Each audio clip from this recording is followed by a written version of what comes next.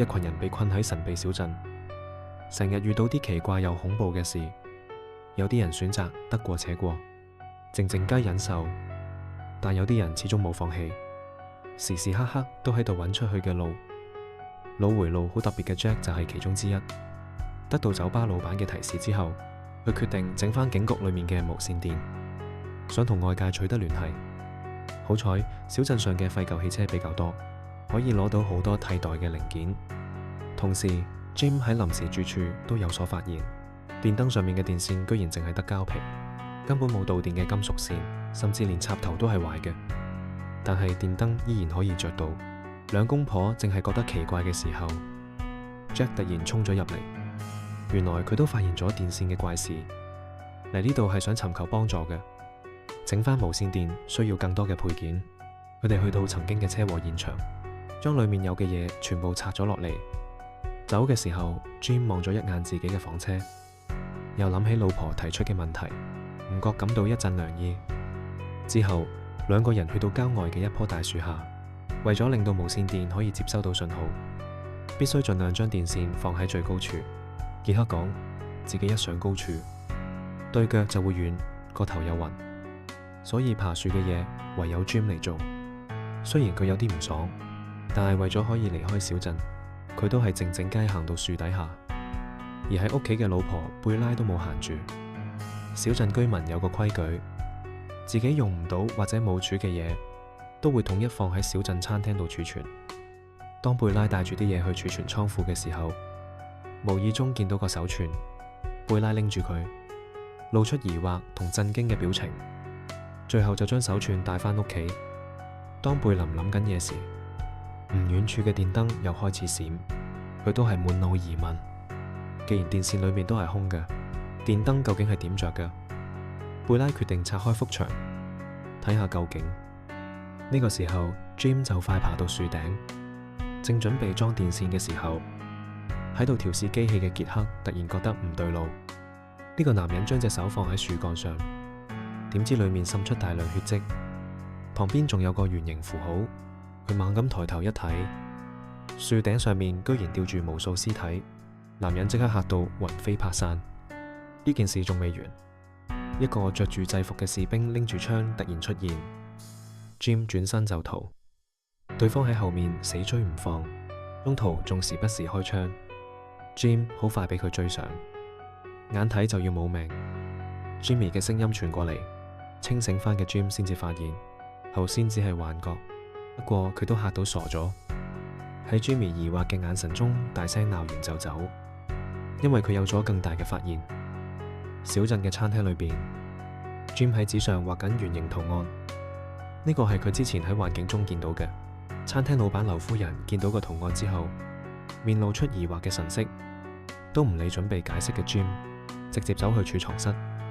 貨架上面有一箱居民留低嘅遺物，其中一本日記上面竟然畫住一模一樣嘅圓形圖案。Jim 見到之後大吃一驚，說明自己之前見到嘅並唔係幻象咁簡單。被拋棄嘅 Jimmy 望住樹上已經裝好嘅電線，佢只好自己打開對講機，裏面傳嚟沙沙嘅響聲。Jim 嘗試進行呼叫，可惜一直冇得到回應。佢只好將設備帶返屋企，見到牆上嘅大洞， Jim 滿面疑惑，從個仔口中得知阿媽正喺地下室。於是佢好奇朝下走去，見到老婆正拼命咁挖土。經過好一番解釋，先至得知 Bella 覺得能夠讓電燈點亮嘅嘢一定嚟自某個地方。佢順住大廳牆壁揾線索，發現冇線性嘅電線通向地下，於是打算滑落去一探究竟。Jim 覺得呢個做法太荒謬。Bella 反駁道佢仲見過更荒謬嘅事情，最後指咗指從餐廳帶返嚟嘅手鏈。原來 Bella 認出嚟呢串自製手鏈就係幾年前喺老家遺失嘅嗰串。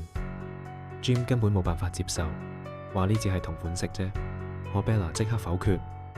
當時佢喺製作手鏈嘅時候唔小心整破咗其中一粒珠，而家見到嘅手鏈肯定就係當初嗰串模擬。相比搞清楚手鏈係點樣嚟到小鎮嘅，揾到嗰啲無芯電線通向邊度，貌似更簡單一啲。積木終於俾老婆說服，決定同佢一齊揾答案。不過貝拉個心仲掛住一件事，個仔 Jimmy 經歷上次受傷事件之後，個心好驚。於是阿媽嚟到教堂，想揾第一個到現場嘅神父，確認兇手莎拉係咪真係死咗。神父嘅回答好含糊。當時佢追住莎拉親眼，見到對方跑入樹林，而家已經過咗一晚，應該凶多吉少啦。貝拉冇再追問落去，而係講出心中最大疑問：我哋係咪已經死咗？神父嘅回答好圓：我哋被困喺呢個可惡嘅小鎮受折磨，同死有咩分別？可見佢內心都對呢個小鎮好憎。當被拉走之後，神父自己嚟到教堂嘅地下室，裏面坐住一個被綁住手腳嘅女人，竟然就係變態兇手莎拉。原來佢琴日冇走甩，而係被神父捉咗入地下室。按照警長定嘅小鎮規矩，莎拉係要送入鐵皮屋㗎。神父之所以收埋佢，係因為莎拉嘅阿哥曾經同自己講過，眼前嘅女人可以聽到啲奇怪嘅聲音。好想離開小鎮嘅神父覺得莎拉係鎮上唯一可以揾到出路嘅人，畢竟唔係個個都可以得到惡魔嘅啟示。神父甚至懷疑小鎮上嘅所有人正經歷緊類似聖經裏面嘅故仔，只不過故仔未結束啫。莎拉俾佢講到一愣一愣，都唔再擔心自己可以接受惡魔訊息嘅事，俾對方當怪胎。於是一五一十交代咗佢曾經接受過嘅惡魔啟示。惡魔話佢哋喺度住耐咗，同居民一樣想離開小鎮，只要莎拉照佢哋講嘅做，所有人都可以出去。神父有啲唔明，好可能係惡魔嘅蠱惑。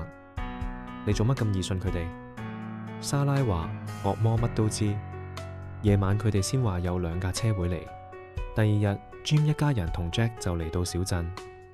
惡魔仲話俾佢知，前幾年都有2架車同時出現喺小鎮，結果所有人都死咗。神父即刻感受到莎拉嘅重要性，但係小鎮嘅居民唔一定會信，即刻勸莎拉一定要拎出證據。點知就喺呢個時候，個女仔嘅身體突然好痛，係叫快啲拎紙筆。旁邊嘅神父照做之後，個女人嘅手唔受控制咁喺紙上亂畫，過咗好耐先停低。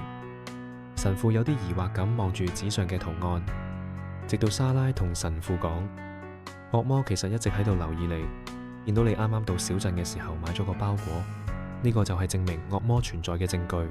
神父好似諗起啲乜，即刻去小鎮外面嘅石堆旁邊，佢之前成日坐喺度冥想，原來係埋藏住不可告人嘅秘密。神父有啲急不及待咁拎出包裹，裏面有一支酒同件有血嘅衫，但係另外一樣嘢令神父面色大變，一塊朱古力外包裝嘅圖案，居然同莎拉畫出嚟嘅圖案一模一樣。神父而家慌到不得了，唔通惡魔真係無所不知？小鎮嘅警長 Stephen 仲未知惡魔有幾勁，佢同副手一齊將琴日死嘅莎拉哥哥埋入土，之後講出心裏面嘅計劃。前幾日佢喺房車過咗一晚，說明護身符確實可以防止惡魔傷害人。既然係咁，佢決定帶住護身符去樹林度揾出路。居民已經確認過好多次，跟住公路係走唔出小鎮，所以出口肯定就係大家想去又唔敢去嘅樹林度。但副手就唔同意，你咁樣同送死冇分別，到時小鎮居民嘅安全邊個嚟保護？呢句話令個警長都猶豫咗。之前佢最擔心就係小鎮居民嘅安全。警長決定再同副手傾下，順便講出自己嘅擔憂。原來警長嘅老豆喺佢呢個年紀確診咗帕金森綜合症，最近警長隻手成日震，十有八九佢就快發病，到時就冇辦法繼續保護小鎮居民，所以趁而家仲可以行動。警長諗盡辦法去探索出路。副手聽完之後先明白警長嘅苦衷，終於點頭應承，如果警長有咩意外，會頂替警長嘅職責，繼續保護小鎮居民。樂隊最佳拍檔去戶外玩壘球，算係做咗一場最後嘅道別。同小鎮居民嘅惶恐同悲壯比，全軍屋裏邊嘅人就要安逸好多。小麗無意中喺門口見到一扎花，因為鍾意就將佢搬返自己房，好有捲髮者開玩笑話。唔通係惡魔送嚟嘅花？轉眼就到夜晚，全劇屋裏邊嘅人都瞓晒。一位戴住眼鏡嘅中年男人靜靜雞穿過大廳，踏上層層樓梯，去到樓上最入面嘅房。只見佢面口有啲呆滯咁打開窗簾。以上就係《夢魘絕症》第6集內容。早喺第4集嘅時候，奇怪男人 Mark 就察覺到群居屋裏將會迎來一場大災難。唔知到時會有幾多人逃得過？想知道答案嘅朋友記得繼續關注。我哋下期再見。